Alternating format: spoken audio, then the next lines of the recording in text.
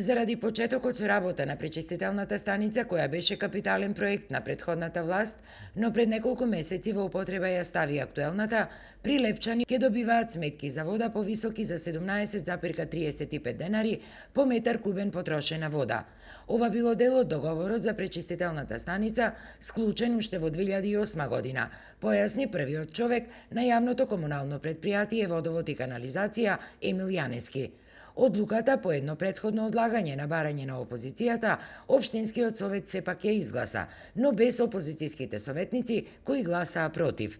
Советот на општина Прилеп во интерес на граѓаните на општина Прилеп заради цена на водната услуга пречистување на урбана отпадна вода 17,35 денари, а не 21 денар и повеќе, ја изгласа тој предлог на градоначалникот. Според локалните опозиционери кои побараа дел од ова неминовно зголемување на сметките да субвенционира општината, а кое им беше одбиено, прилепчани сега ќе плаќале за 60 до 70% повисоки сметки за вода, иако во предизборието едно од главните ветувања на актуелниот градоначалник било токму намалувањето на сметките за водни услуги за 20%.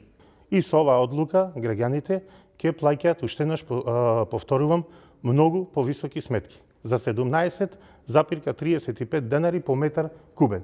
И од прилика, ако некое семејство троши некаде околу 15 кубни метри вода месечно, можете да пресметате дека тоа би дошло некаде повеќе од 250 денари, околу 300 денари со се вклучено ДДВ. Инаку во пречистителната станица во Прилеп, која треба да обслужува околу 100.000 корисници, времено се вработени 25 луѓе, со тенденција нивниот број да се зголемува, а додека во Струмичката, која е со капацитет за 40.000 корисници, биле вработени само 5 лица.